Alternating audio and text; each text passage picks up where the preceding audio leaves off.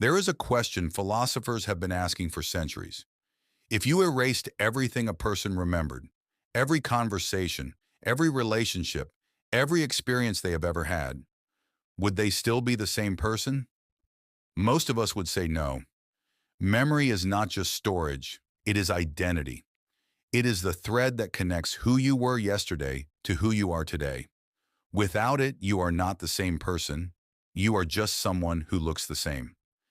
Now here is where it gets interesting.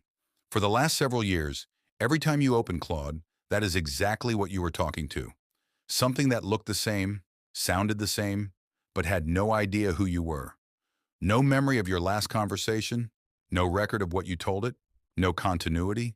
Every session, a blank slate, every conversation, starting from zero. That just changed. Claude now has memory. And I do not mean that in a simple surface level way. I mean it in a way that quietly shifts something fundamental about what it means to work with AI. And today we are going to unpack exactly what that shift is, what it means practically, what it means philosophically, and why it matters more than most people are realizing. Let's start with why the old way fell off, even if you could not explain it.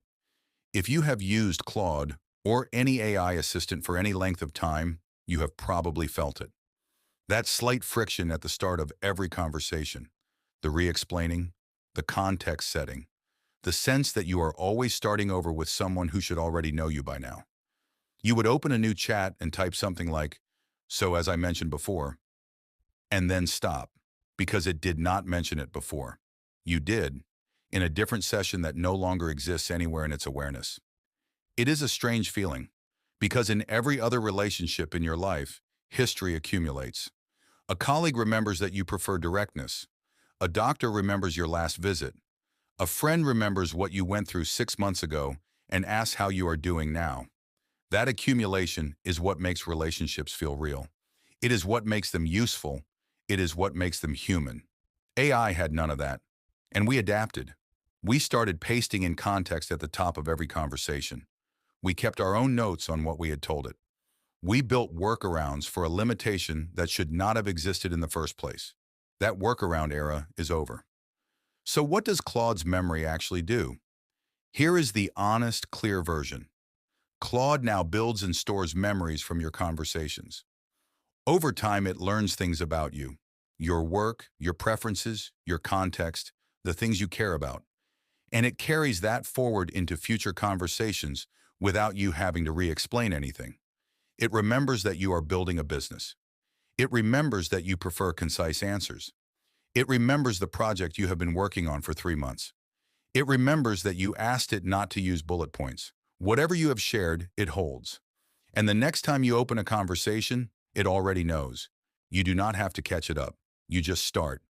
Now I want to be precise here, because precision matters with something like this. Claude is not conscious. It does not experience continuity the way you do. It is not sitting somewhere, thinking about your last conversation while you are away. The memory is stored and retrieved, not lived. There is a difference, and we will come back to that difference because it is philosophically important. But here is what is true. The effect of memory from your side of the conversation is real. The experience of working with something that knows you is categorically different from working with something that does not. And that difference has consequences. Let's talk about what actually changes in how you work. The most immediate thing is time.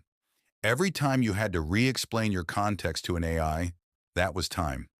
Multiplied across every conversation, across every day, across every week, it adds up to a significant amount of friction that most people had just accepted as the cost of using these tools.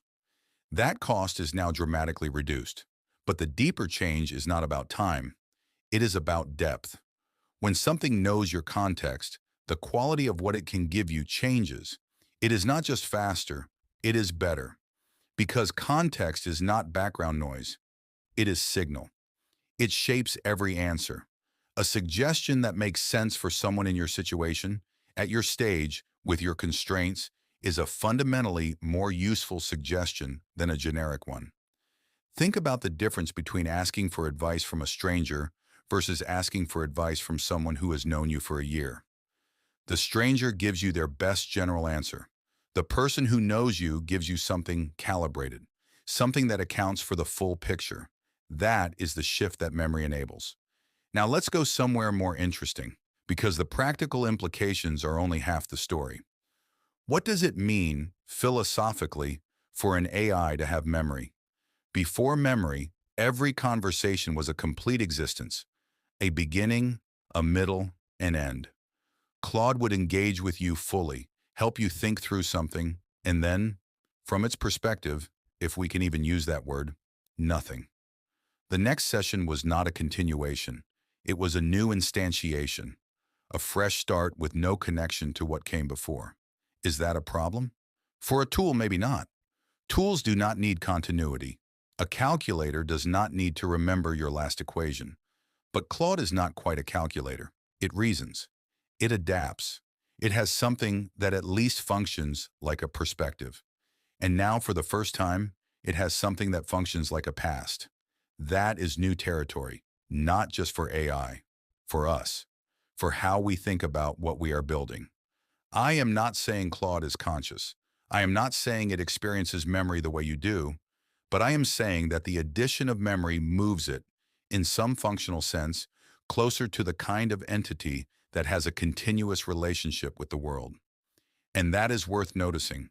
There is also a privacy dimension here that is worth addressing directly.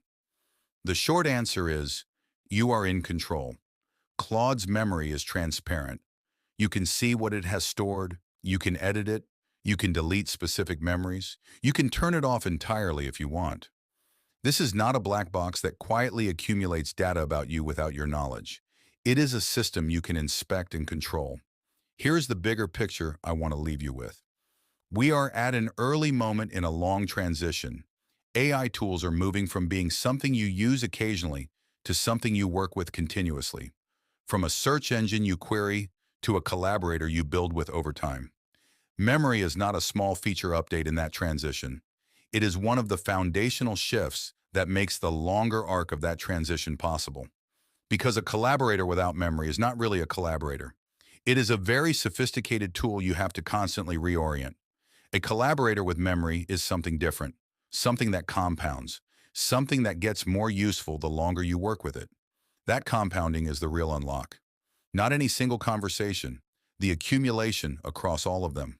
Claude got a memory. And the question worth asking is not just what that changes about how you work today. It is what it makes possible that was not possible before. Subscribe so you do not miss it. And drop a comment below. Now that Claude can remember you, what is the first thing you would want it to know? I will see you in the next one.